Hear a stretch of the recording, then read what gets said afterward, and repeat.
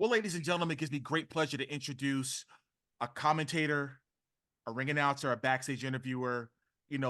She does so many other things in the world of entertainment, but her first love is the world of professional wrestling. You could see her at the new all women's promotion, Belle to Belle, which is ran by Missy Sampson. It's a women's promotion ran by women. The one and only Jem Martel. Thank you so much for joining us. How are you?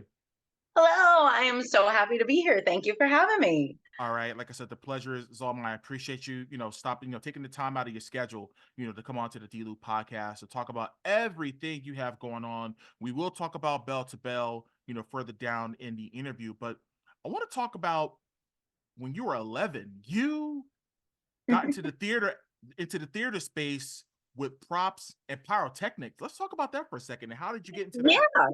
So, like many things in my life, it was certainly unexpected. So, the way that I got into it was a little sneaky. My parents, I was raised by very hippie parents that were really big on like your work ethic and things like that. So, when we turned 11, we had to go get a volunteer job of some sort. My one older brother worked in food service in a hospital, and I was like, I don't want to do that. I knew I didn't want to do that. So I had been scouring for, odd jobs here and there that were volunteer, and I saw that a theater company that was local needed some backstage help, Okay. and I was like, wow, that sounds great in comparison to doing food service in the hospital. Right, so right, right. I've got in contact with them, and they were in Red Bank, New Jersey. They were called RTG, and it was like one of the really big influences of my very young life. Hmm. I got in. They let me start on props, and then very shortly after that, they let me do the fog machine, and then I was doing the dry ice fog machine. Then they started letting me do the flash pods. They trusted me with a lot for my age. I was always very like into doing things with my hands and creating and things like that. And from there, I really like just got so into the theater that kind of, it really kind of took me on that theater journey. And then I was, theater kid in high school, and kind of all of that stuff comes together all these years later down the line to where we are today. It's crazy how a lot of decisions that we make as kids really, in a way, shape us as adults, and some of the decisions that we do make. The theater aspect can be applied to professional wrestling, can be applied to music, can be applied to makeup, as we talk about as well. So it's really, I always say, when a child, you know, has their mind on something that they really want to focus on, don't deter them from that. You know what I mean? Really I was give them that lucky in a encouragement. Right. way. Like I had parents that were very, very accepting. They, whatever you, as long as you went to school and graduated, like they didn't even care that you got like great grades. They were just like, be a good person, don't get in trouble, don't get messed up in drugs and alcohol. But they were really supportive, and I mean, they drove me to that. We were in Central Jersey and Freehold, and that was in Red Bank, so it was about a half an hour, and they drove me like 3 or 4 times a week. And then on the weekends, like looking back on that, that was a lot of investment for them for me just to go be working backstage somewhere. Now, was this now let me ask you a question. Was this during the summer months, or was Oh, this this is all year long. All year long it went on. It was something that I was just really, really into it. But it kept me out of trouble. It kept me, in a group of people that was a pretty good group of people. And I, didn't get involved in drugs and alcohol throughout, like, the whole time I was in high school. I waited until I was an adult. awesome? But it was, like I said, it was great, and I had so many other inspirations and things that I was able to master at such a young age. Costuming and sewing were things that I learned a little bit there. I learned from my mom as well. I was able to start to learn makeup. Got to do my first like bruises and stuff on people, and that got me into like the special effects makeup world. Prop building, which later down the line, like prop and set building comes into play when you're building deathmatch stuff. It's incredible how much of that now, when I look back, is still influential in my life today. So let's take a trip back for a second. So you obviously had a love for the art, as far as makeup, costuming, and stage combat and singing, but we'll talk about the singing a little bit. So when you talk about prop building and dealing with theater, how did it go from as far as the pyrotechnics to the stage building and all these other things? So one of the wonderful things about backstage for me, and then even going into my professional career, like again, everything is just so interconnected. But just that matter of like helping out, working out, doing what needs to be done. So they needed somebody to do pyrotechnics. I was there. I had the time on my hands, and I had the capability. I was the person that was going to jump in and do that job.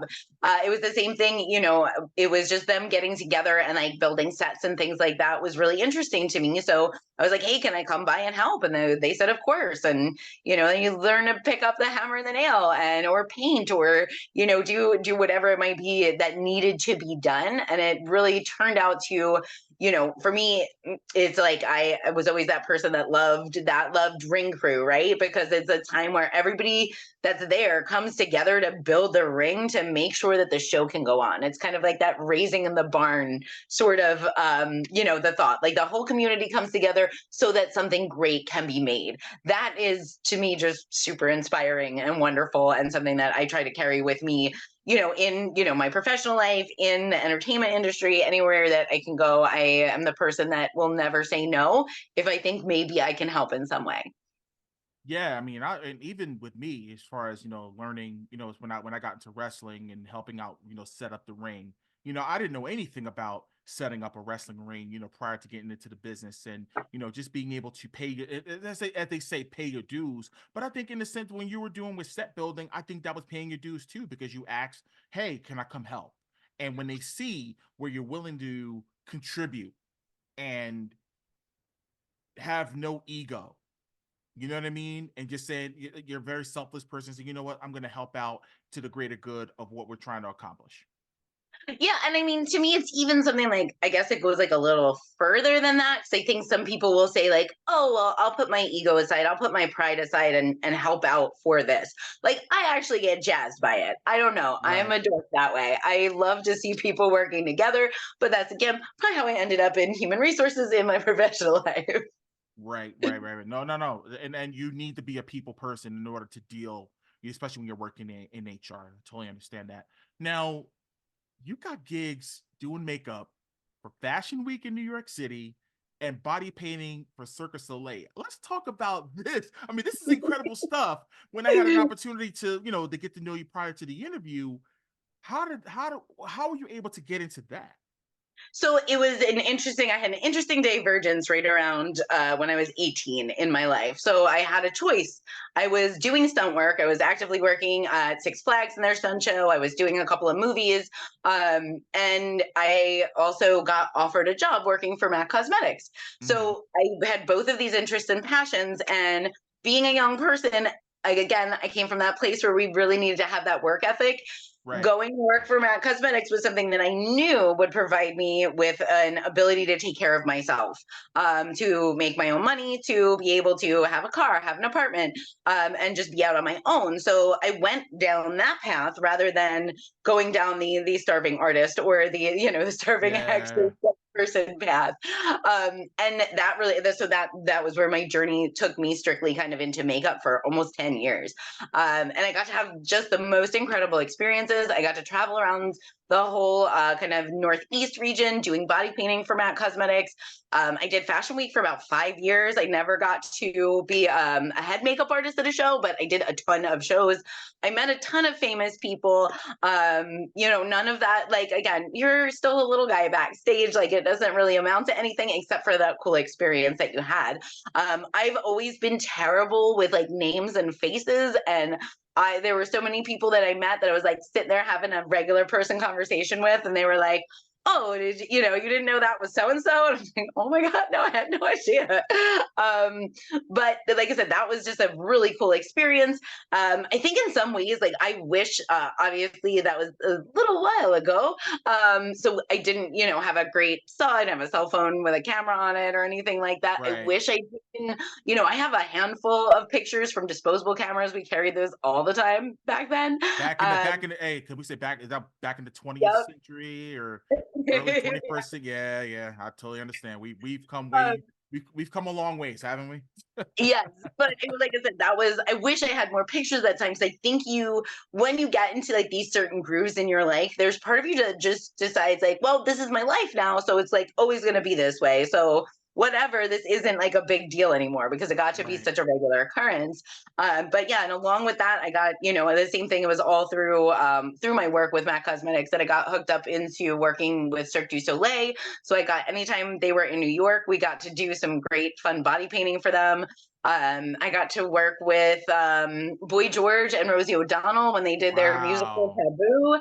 Taboo. We had a wild opening night party with them that we did some fun stuff for. We had a bunch of installations at this event. It was very, very artsy. It was wild. But yeah, those were like some really wild times that you're like, wow, I can't believe that, like I've had these like such varied experiences. Wow, I mean, as an actor too, and I could tell you that I mean, even with people that I've come across with that I've met, that I just would have never imagined as a kid that would ever happen. And I do cherish those moments. You have to sometimes pinch yourself and you're saying, "This is my life." You know what I mean? So I totally get exactly what you're saying. But let's take a detour, so to speak, into what we both have in common, of the many things you and I have in common, and that is the world of professional wrestling. So, at what age were you when you got hooked, so to speak? What was the promotion? What was the wrestler? And just how did you become a fan of professional wrestling?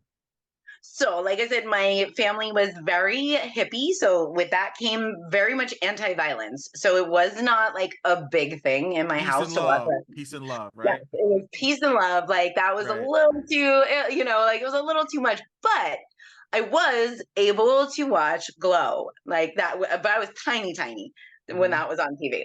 Right. So I was able to watch that with my dad. That was like my first, exposure to it, and I really loved those, those over the top characters. Obviously, the bright colors and the makeup and everything else is something that still holds with me today. But I think when I really was able, I spent a long time kind of hating wrestling. I will say that, like, there was a long period of time where I didn't like wrestling because I couldn't see myself in it. Right. Like throughout the Attitude Era and things like that, like I could never see myself in those women's shoes. So it was very difficult for me to, like, I Yeah. kind of resented it, and I just was like, man, I would love to do this if I was a guy, you know. So that, but then, I would say during those times it was, people like Sherry Martel, Luna Vachon, like those are people that hooked me. Those are those people that, like, I mean, Luna, her mix of her intensity of character and her intensity in the ring.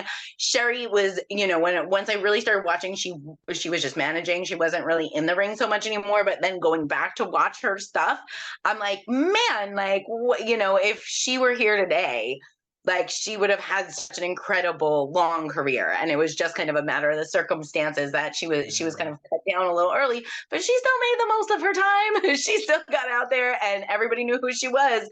That was for sure. So those would, I'd say, would be those people. And then, like, getting back into wrestling, I think when Asuka came over, as I was hearing all these things and people are like, you should be watching NXT. There's like great things going on for women's wrestling right now. And I'm like, I don't think so. I don't think so. And then I finally sat down one night and watched it. And I was like, what? I was so happy, like tears in my eyes, happy that this was happening for women, and that there really seemed to be like a reason and a chance. And then I kind of just dove right back in. It's crazy. It's almost like a bicycle. It's like you can go away for a little bit and you can get right back in. My, Absolutely. And I mean, that's like people that are like, oh, I'm retiring, whether it be from the independents or whatever. You're like, you never really retire from wrestling. nah, Like, you don't. You whether really maybe don't. you're just not in ring anymore and now you're doing other stuff, or you retire for a year and then you're like, oh, I got to get back in there because I'm seeing somebody else do it and now I need to do it too. You just can't help it. Right. I mean, like with Glow, like my favorite was Lady Godiva. Yeah, Lady Godiva. Lady Godiva was my favorite back then because then that's when Jackie Stallone was on there, but on Yes. Glow. You know what I Yes. mean? And She it was was so good on that. yeah, and I mean it was different. It was different, and it was almost like it was really an alternative, the alternative for wrestling because you figure in the 80s, there was this kind of a weird period because you had, of course, Wendy Richter, you had Leilani Kai, you had Judy Martin, you have Velvet McIntyre, you had Donna Christanello, I think that's what her name was, and of course you had Moolah, and it was kind of going. And then of course you had Sherry, you had Medusa Michelli, who's Medusa, and it was starting to Awesome. Love fade a her. little bit. You know what I'm saying? So it's like it was different, but I think now to your point, because I've always been an advocate for women's wrestling. I always used to ask why women aren't in the main event. Why aren't they doing this? And someone told me flat out, they said because a lot of promoters only see TNA. That's all they see. It was really interesting. And I have so many opinions about this. We're not going to go into all of them, but I think there's some of the things, and this was something that, was really hard, even being a full on like grown ass adult, that when I got into doing wrestling, that my mom was like, ugh, that's like kind of tawdry and kind of tacky, and just not having an understanding of it because there is that. Now, like when it comes down to it, we are all man, women, whoever, whatever you are, whatever you choose to identify as, like we're all out there wrestling in our underwear, right? Right. So in some sense, man, woman, what have you, like it's gonna be a little sexual, right? Like you're gonna see some things because we're all out Right. there wrestling. We're all out there picking each other up and throwing each other around, and we're all in underwear. So we're grabbing each other in our underwear. That's close to sex, right? It's getting there. So Right. it is, there is a natural, way to go down that path of thought. So I understand it and I see that. But, you also, want to invite people to look past that, in a lot of different ways. Looking at the abilities of the people in there. I think that there is, and I think that Attitude Era time really tainted it. And there's so many girls that are wrestling now that are young girls that think that that's like the full history of wrestling. That like they don't know that it goes all the way back to the early 1900s, Mildred where we Burke. I had mean, we're talking some about great women wrestlers. Mildred Burke and everything else. Yeah. And it's like I said, it's and again, going just back to human nature, like ladies, we got a lot more of ourselves on the outside than guys do. They got theirs on the inside, so it's just obvious and it's right there and it's in your face. So it's hard not for your brain to go there, but it's on the stewards, it's on the promoters, it's on the Right. teachers, it's on those people who are creating the wrestling community. It Mm-hmm. is our responsibility to make sure that we produce things, that we put out product that is good and respectable. And I think too, this goes back to how, going through, my own training experience is that, I think the way that, I think women are trained poorly, in a lot of different ways. Sometimes it's that they're given just kind of a pass and they're like, well, she's a girl. So like, if she doesn't do it as good as the guys, like, it's not a big deal. Just, this is fine. And that really puts you at a disadvantage because Right. you need that challenge. You need to be told to, hey, toughen up, work harder, practice more so that you can get as good as everybody else, so that you're going to look just as good out there. And then the other thing too is that being a male dominated field, it's very difficult for a lot of men to, most of these people, they're not trained, teaching is not something else that they do in their life for the most part. They just teach wrestling. So they don't understand the difference in between different learning styles, and that's why there's so many sink or swim, stories in wrestling where maybe, somebody went to one school and they couldn't hack it and they went to another one and they were a genius. They just had somebody tell them the way to do something in a way it made sense to them. And I think in a lot of ways, it's intimidating for women to be training. Most of the time, you're the only girl that's there.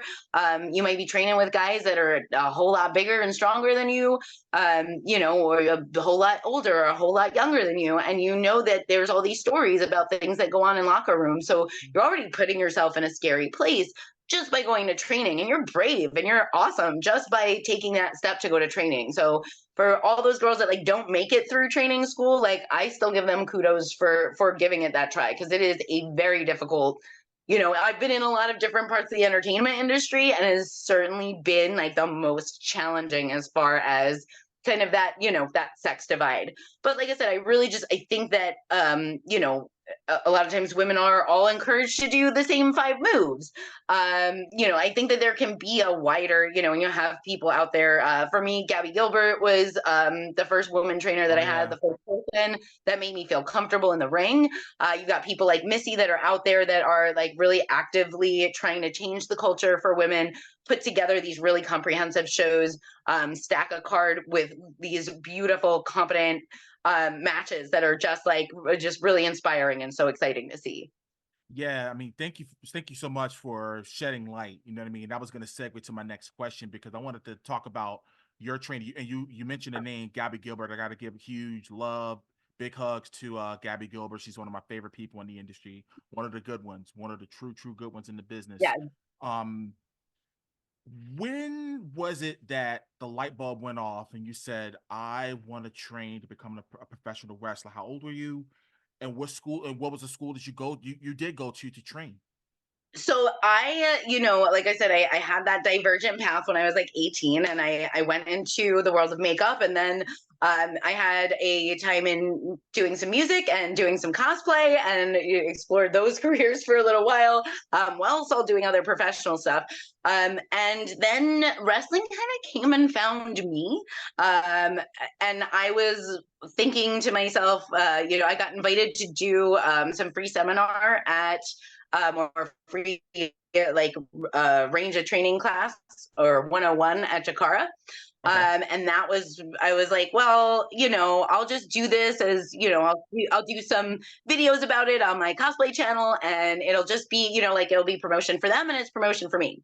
And like when I got there, I was thinking, you know what? I'm just gonna I like the idea of being a manager. That seems appropriate for my age. I'm too old to do this. And then I got in the ring. I took a couple bumps, and I was hooked, hooked. Mm. There was no turning back at that point. I shattered my ankle really badly while I was there. And that took me Wow. out of commission for about a year. But I was, not to be daunted. I came back. When I came back, I actually went over to, I was doing a movie that had wrestling in it. And I happened to be filmed at the CZW school. So that was how I got involved with CZW. It was fully just fate that like put me there on that day.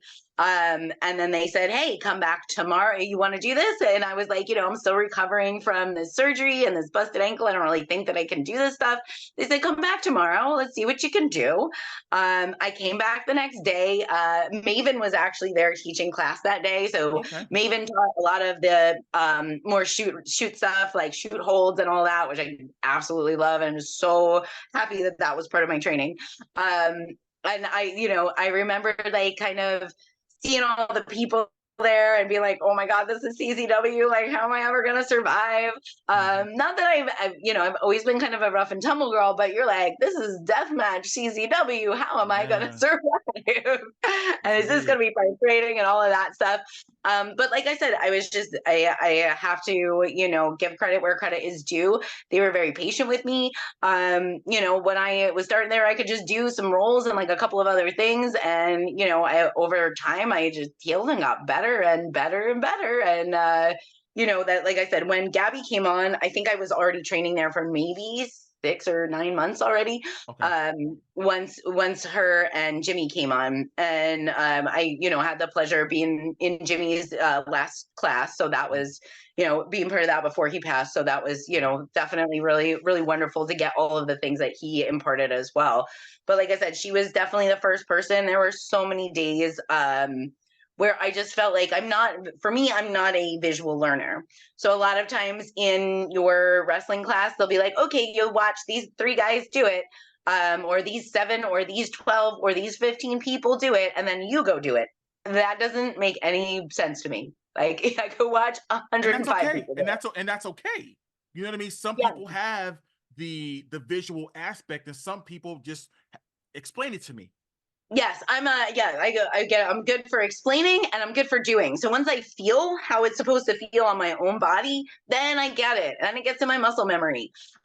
So there were definitely, and I definitely will say, like, I remember some of Jimmy's classes where I was that person holding out the class where we had to do the clothesline drill out of the 4 people out of the corner. I don't know how many, it would take like 100 clotheslines in a night. So there was no, when we talk about paying your dues, I trained 4 nights a week. When I was not training, I was in the gym. So I also like throughout that training journey, I also like reached elite levels of strength. I got my best leg press was 3 reps of over 1,000 pounds. I really went hard. It was just, like I said, I felt so in love with not just like the in-ring part of it, but obviously like the characters, all of the characters, all of that stuff, like all parts of it. Like I said, ring crew, I love commentary, I love booking, and the creative part of like putting that story together. I loved backstage interviews, all of it. From taking tickets at the door to picking up glass out of the turf at 2 a.m. Like I love every minute of it, every minute.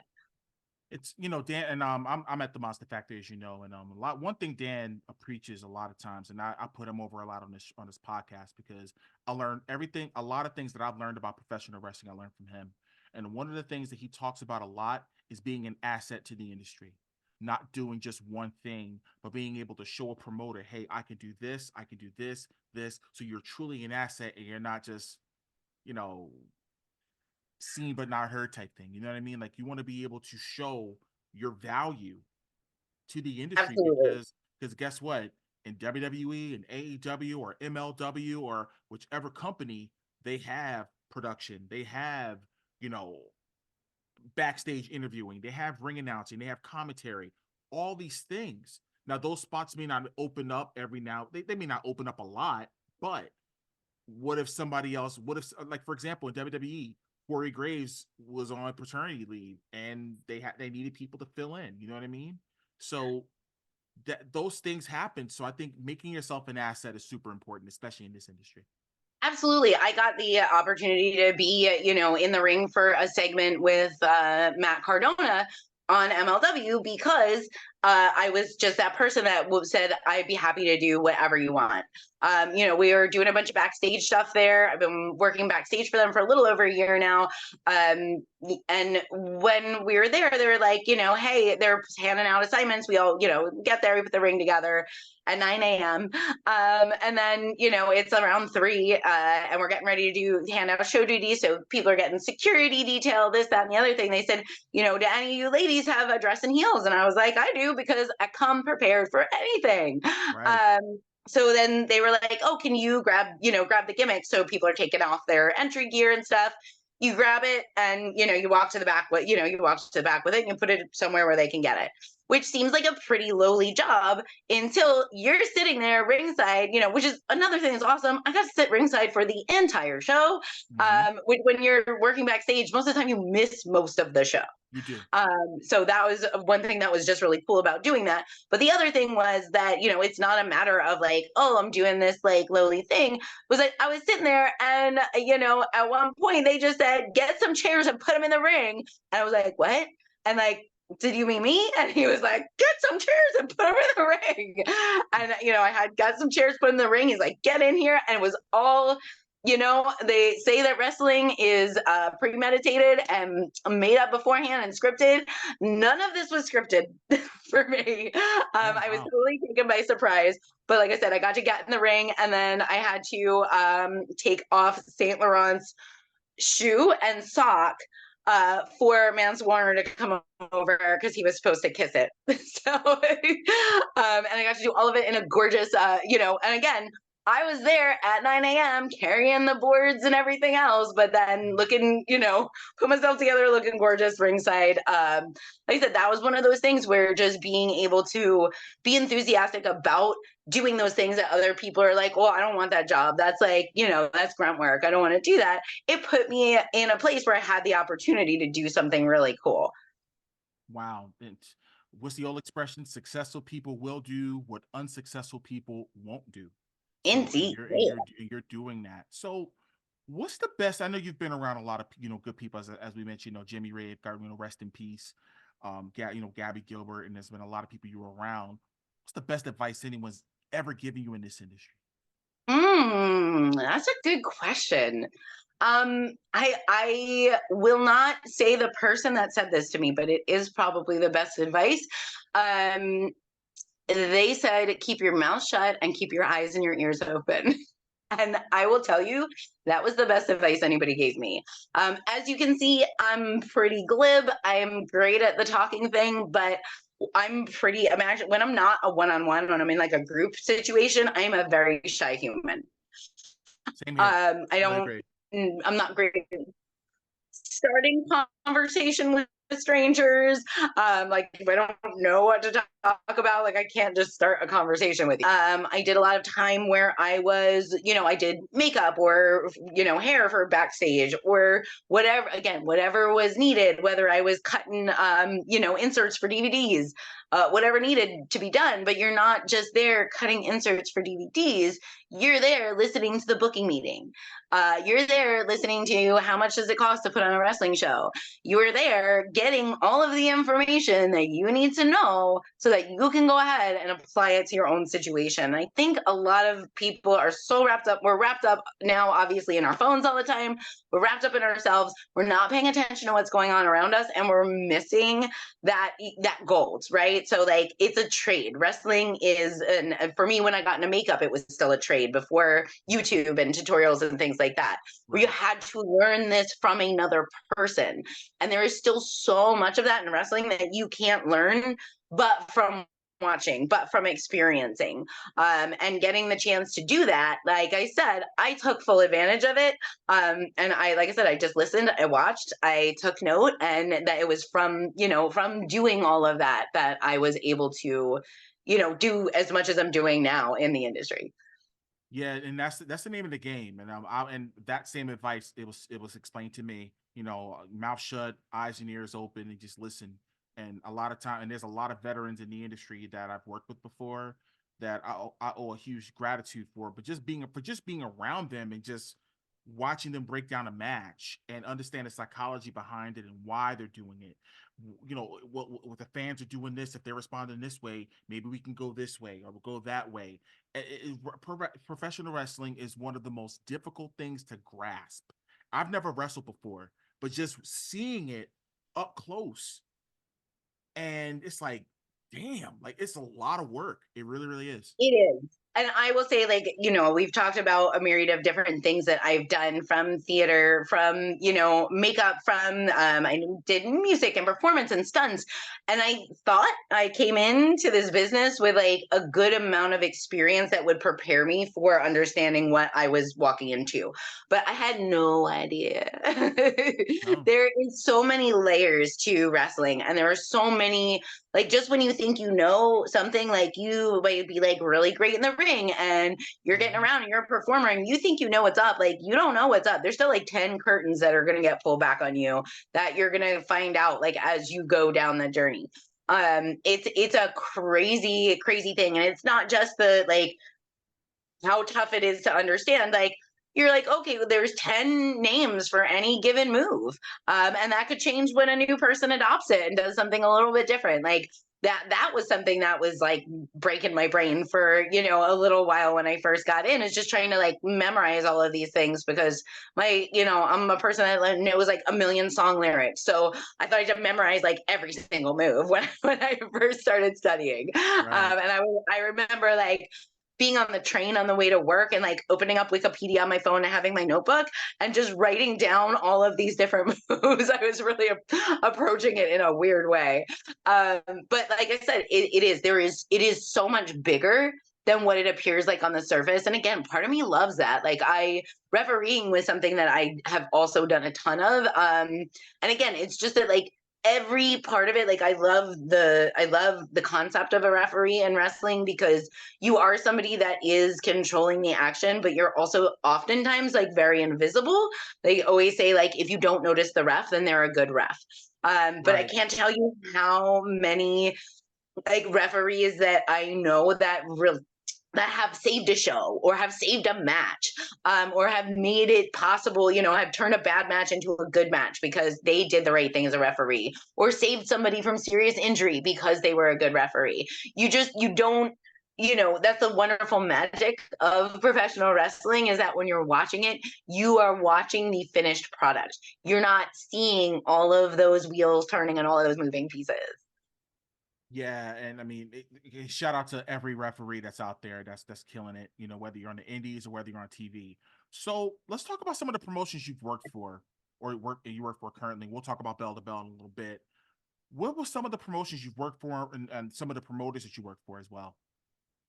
So I worked for Belle to Belle. I worked for CZW, WSU, and Bloodstorm Pro, and then I have coming up so many new ones that I am excited to go work for. Also BST up in Connecticut. They're awesome. I'm like, where do I start? I would say I got probably my start doing, and again, I have a ton of theater and on-screen experience, doing all kinds of different interviews. I had started even doing, I was doing my own little interviews when I was doing my cosplay stuff. I had gotten a Thunder Rosa and Holodead interview way back when. Wow. Before, yeah, I want to say this was like eight years ago, maybe. I'd gotten a little clippy interview with them, which was fun. We also did some really silly kind of videos with them too, just some avant-garde cosplay stuff. That was really fun. But like I said, that was even like pre, working for stuff. That's when I was like, I really like meeting them. I was like, no, I gotta get into this business. I gotta do some stuff. But yeah, I got my first like kind of throw into it was, again, like for me, and I'm never in the right place at the right time, but I'm always in the wrong. Like I'm like, when everything's going wrong, I'm always that person that can jump in and save the day. So it never ends up being like to my own success, but I'm typically that person that's like, like I said, for the MLW, they're like, hey, does somebody have a dress and heels? I think there was a day that I was just working ring crew at CZW, as a trainee, and the person who was supposed to do backstage interviews wasn't able to make it. And they said, hey, can you, put on a nice dress and look like a lady? I said, sure. And I jumped right in. They like threw me in there, and just, I'm really one of those people. I think in my mind all the time, I'm not a good improviser. But I work in that capacity really, really well. I don't know if it's my experience, like I said, doing professionally. I'm in HR, so I'm interviewing people all the time. So I don't know, that's just like part of my soul now. But working with them, that was a lot of fun. It was my, home promotion at the time. So it was super easy. In that way, I felt very comfortable there, but it was also very intimidating because it was really like my first time I was like, oh, I better get this right. Right. So I got the chance to do that. Working with Bloodstorm Pro has been great. I do for them production, booking, just about everything there, do interviews for them as well. We're always kind of doing that on the street sort of interview style. I do want to start doing more podcast stuff for them, but that's, everything is just having the time to squeeze it in there. But they've been a really great promotion to work with, along with Belle to Belle and BST. I would say like all of those promotions, what's really impressive to me with them is like the amount of organization is very different than a lot of the other stuff that you'll find on the indies. So for instance, like even though I didn't know that I was going to be on commentary until like an hour before I got to Belle, Missy had a whole folder put together for us with information on each of the performers. So even though I knew most of them, which was, and again, it's so great to see everybody in the ring there. Even though I knew most of them, having that kind of organization and information, a lot of times you'll get to a show on the indies and like, man, it's just go out there and have a good show, guys, and figure it out. So it's really, really nice to have these shows that are professional. The production at BST is just top notch. All of their organization and their equipment and the way that they put everything together, it's an absolute pleasure to work for them. And they are all just, certainly the most professional.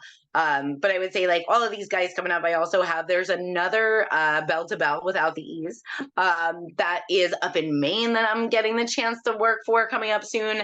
And then again, too, just doing some of the backstage and production stuff at MLW.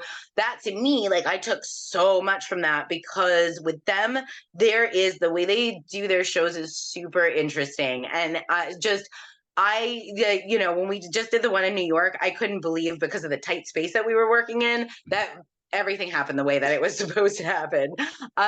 Because they'll do their taping, and then their taping has to be done at a particular time, because then they go live, and then they do their whole live show. And then after that, they do a little bit more taping. So timing is everything, and everybody's got to be where they're supposed to be, when they're supposed to be there, doing exactly what they're supposed to be doing. So there's a lot of running around. There's a lot of like yelling and stressful moments and stuff like that. But it's just like this buzz of activity. And like I said, I'm super fascinated by people and like systems of people and how people work together, and making that like better and more efficient. And I took a lot from all of that stuff at MLW, and have been able to go back and apply it at places like Bloodstorm Pro, where we work with IWTV there. So we're also, we're live when we're there. And doing that is great too. Like, again, like just being able to provide them with notes and saying like, hey, we want to see, this during this match. We want to make sure that you get in and get that facial expression, like, when this is going on, or, and that's, we know we have a death match thing happening. Like, make sure you get this angle on it, when they're, when it's time for it to go. That kind of thing. It's just great getting that kind of, like I said, to me, the like seeing it all come together and work. I think one of the things that when I started really going out on the indies and seeing stuff coming from a theater background and a film background and stuff like that, I'm not to disparage anyone, because it is so hard to put on a show. It is so much work to put on even the worst show.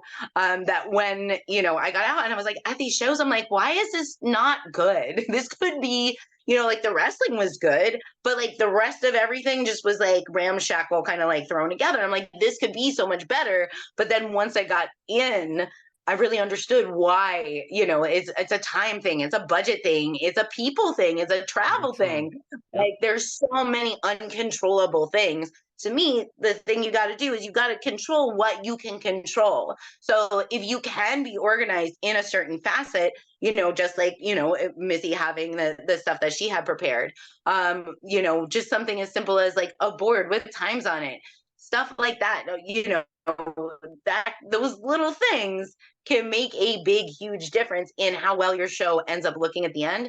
But not only that, the experience that the performers and the workers are having. And to me, that's, again, coming from that HR background, super important to me that people are having a good experience at a show. So something like an MLW or a Bloodstorm Pro, where I am really involved in that backstage experience, making sure that people have what they need and that it's comfortable for them to get where they need to get when they need to get there. To me, the number one thing that is like where people like will leave a job, or they don't like their job, or they're dissatisfied, is when they don't have the tools that they need to do their job. So again, like finding myself being passionate about props, all these many years later, when that was like the first place that I started at, it's kind of like, it really kind of like rings true that like, kind of like I said, just being in service of people that you're working with, and not just thinking about like the thing that you have to do, or like, am I going to get paid attention to? I can't tell you how many, people I'll see, they'll come there and they're like, well, I'm a worker, I'm not a student anymore, so I'm just going to like hang out back here and look cool. And it's like, you're not helping the business. Like, you're not looking like a star, because, it's like, I show up, I look like this all day. And when we go home at 12, after we're done loading the ring back in, I still look like this, and I still look like a star. You can do it too. Well, I mean, wow, it's just some gems you're dropping right now. No pun intended and pun not intended. But we brought it up, and obviously, so Belle to Belle, obviously, Missy Sampson's promotion. Shout out to Missy, and she was a guest on the show. You can check it out in the archives on the D-Lew Podcast.com. What was the process of you being picked as one of the one of the talents, for the show as far as backstage interviewing, and then obviously um, filling in for commentary, and talk about the first show and how everything went. If you can just talk about it a little bit. So it was interesting. So I recently had a little bit of an injury. So I am, kind of, and like I said, I'm pursuing more of those kind of roundabout things, more so than pursuing the in-ring aspect for me. So I, was trying to kind of go gung ho on that. And I saw that she had the show. I saw it pop up, and, I had the opportunity to train with Missy a number of times over at Monster Factory. She has always been like really rah-rahing me, and very supportive. And again, like finding anybody supportive in this business is like gold, and you hold on really tight when you find them. And then we had some connection there. So I reached out and I said, hey, I'm available for all these things. And she had everything covered because Missy is Missy and she is so organized. Right. So she didn't really necessarily need me, but she made space for me. And that was like touched me in such a way I can't explain to you. Because again, for me, I'm one of those people that does that in my professional life. If I find a great candidate that is going to help my organization, I will find, we create positions for the right people. And I've so rarely in my life had somebody do that for me. And so I can't tell you how much it meant to me when she, I was like, hey, I want to be part of this. And she said, well, let's find you something to do. So we were going to do backstage interviews, and I said to her, I was like, listen, I can come and I can announce, I can do commentary, I can backstage interview, I can sing in the Star Spangled Banner if you want, whatever you want, I can do it. And so like she said, she found that space for me. We had all that planned out. And then a commentator ended up being sick and in the hospital. So she, I was messaging her because I was coming off of a crazy weekend. I had MLW Thursday in Queens, and then I was up in Connecticut at BST on Friday, and then I was coming back down, and I was like, oh, I was running late, and so I'm messaging, and I hate being late for things. So I'm messaging her, letting her know I'm going to run a little late, and she's like, you got to get here by 1. We're having the meeting, and guess what? You're doing commentary. So, and I have done commentary on matches before. I never done a full show in that way. So that was because it was such a supportive environment that like there was no way you could feel intimidated in that building that day. The vibe there was just something else. Like it was, like I said, it was so incredible, so inspiring. Having Heidi Lee Morgan in our dressing room, like what? She was in our dressing room. She gave the most incredible, inspirational speech to us back there, and again, just like ringing that same tune of like help each other, lift each other up, support each other, be there for one another, because that's the only way that we're all going to move forward. That was a message that she had for our locker room, and like I can't sing that loud enough or enough times. That's really what I want for everyone, and that's what I really saw happen that day. There were women in the ring of all different ages, sizes, backgrounds, all different experience levels that were there, and you saw this wonderful show put on. Like the card was put together really well. The show flowed beautifully. It was so exciting to be there in that seat and witness what really, like, the house was packed. It really, it felt like a moment of history. It absolutely did. Yeah, I was very, very happy because unfortunately I was not able to attend, but I did see some of the still shots on social media, and I was beyond happy for everyone that was on the card.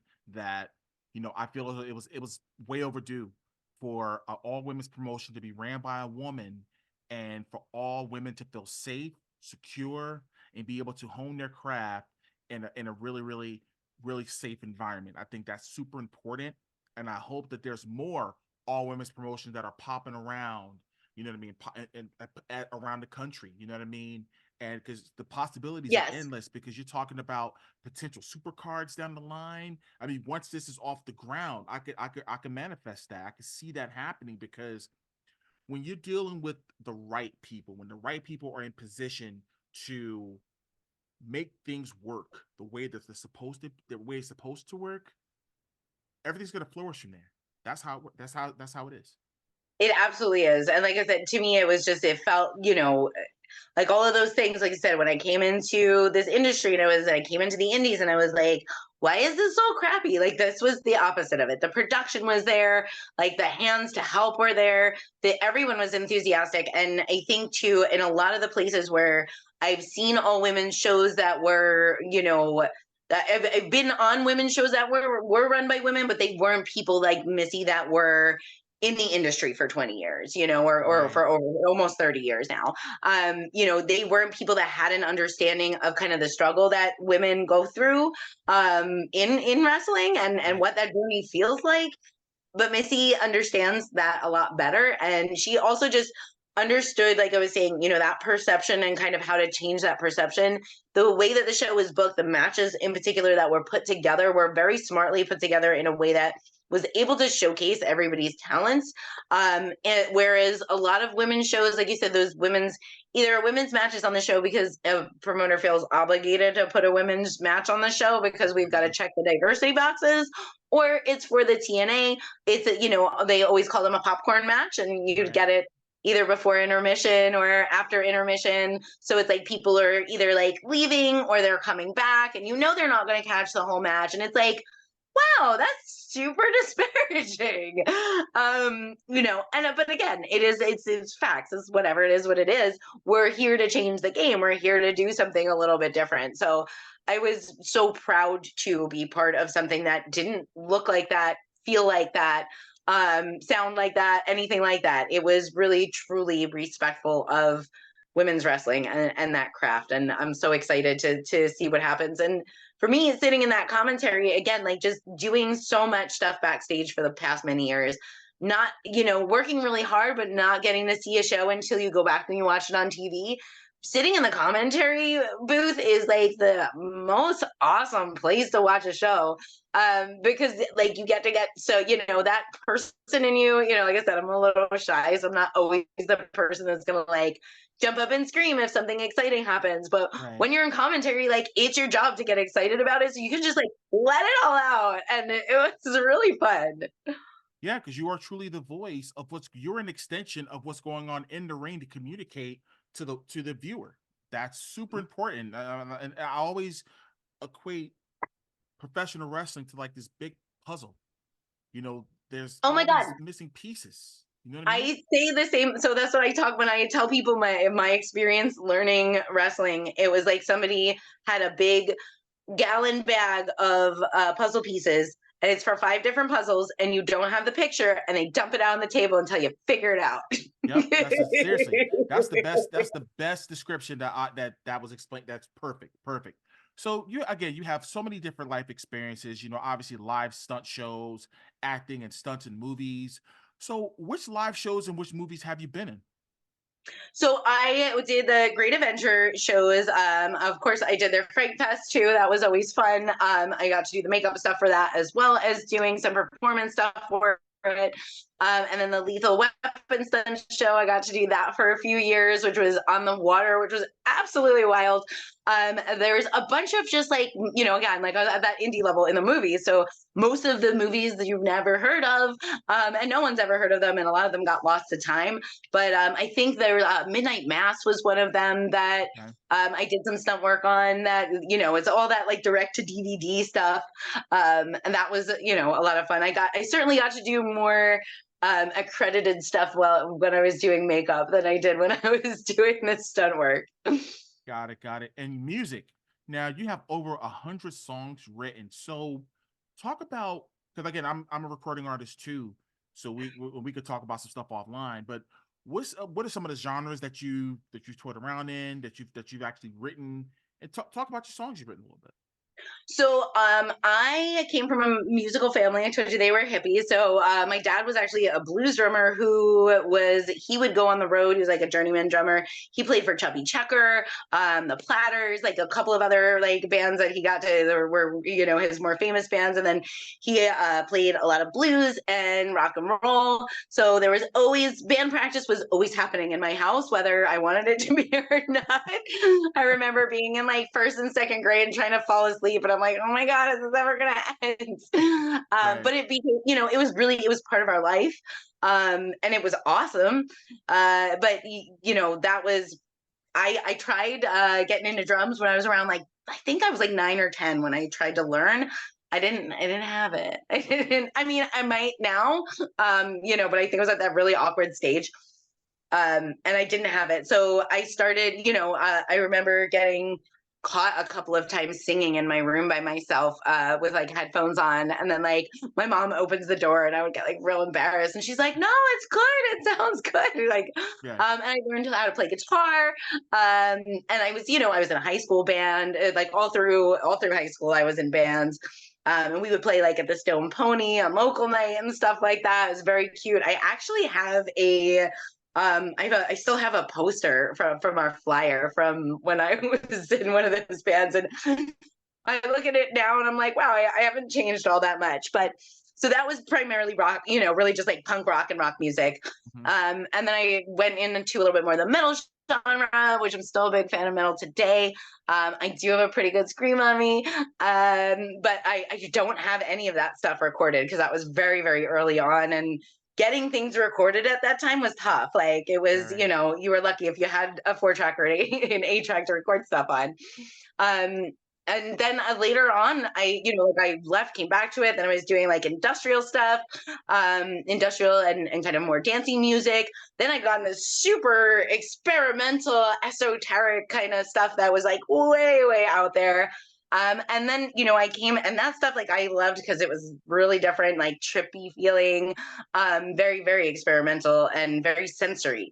But I was one of the things that I was always frustrated about was that like I am a real intense lyricist.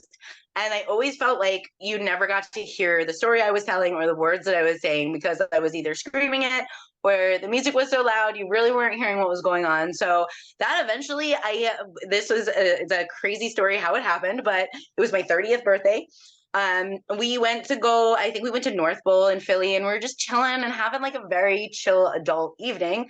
And it was the end of the night and we see some people walking into the club by my friend's house and they're like, what are you guys doing? And we're like, I don't know, it's the end of the night. And they're like, it's the beginning of the night. Come on. We go in, is a hip hop open mic night.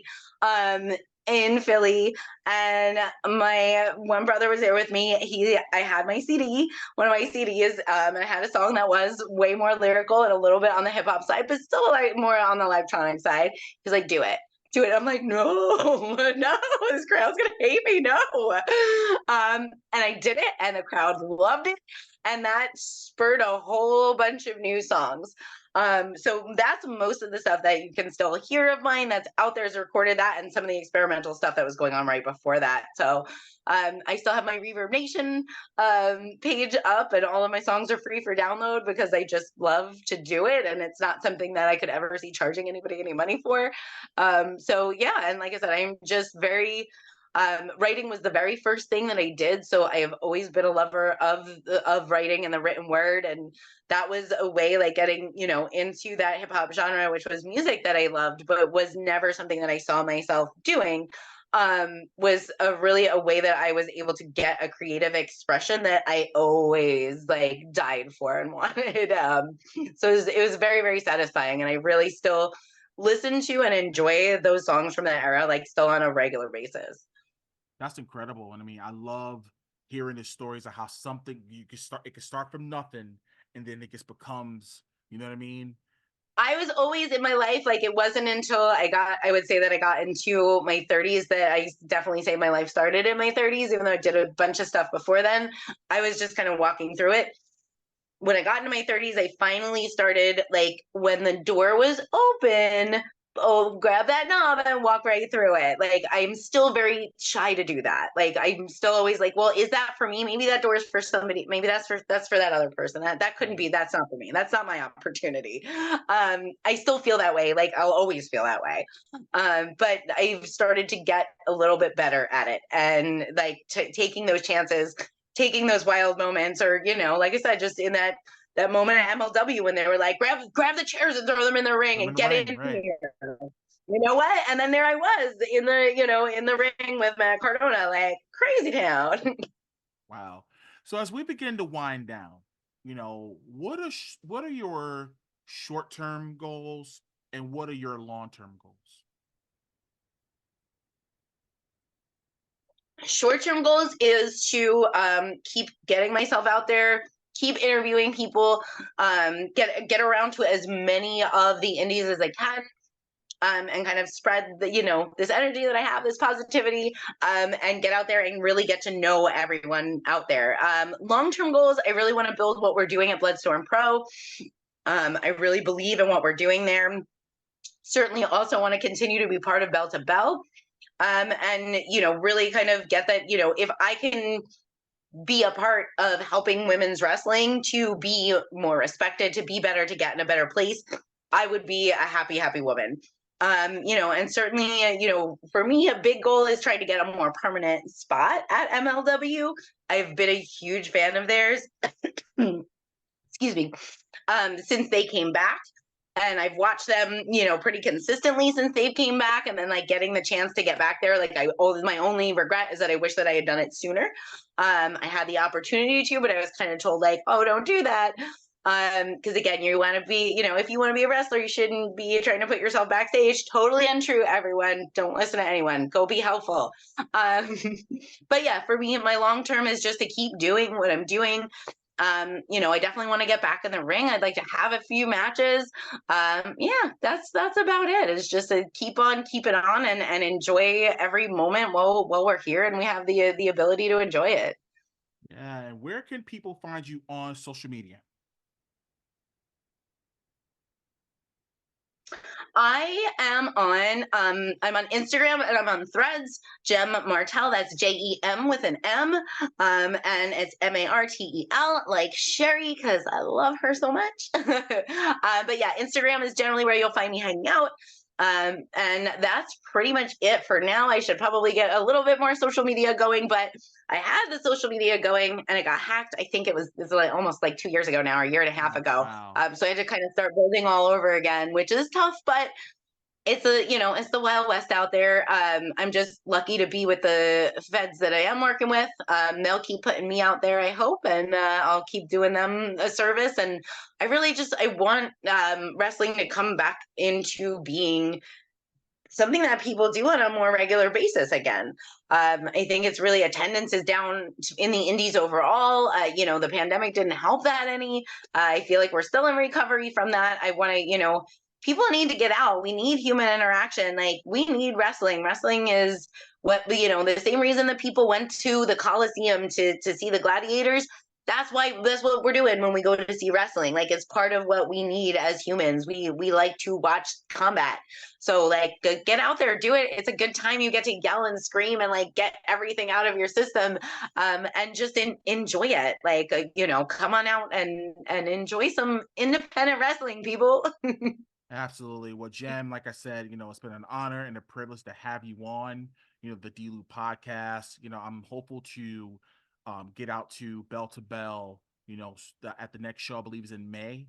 And I Yes, don't we bel got May 18th for that, and then we've got May 25th for Bloodstorm Pro. If you can make it out to either one of them, definitely please everybody come on out. That's they're both in South Jersey, Paulsboro and Williamstown. They're easy to get to. They're not too expensive. They're a great time. If you're looking for family friendly, hit up Belle to Belle. If you want something a little bit more adult, head on over to Bloodstorm Pro. well, thank you very much. And we'll definitely be talking soon.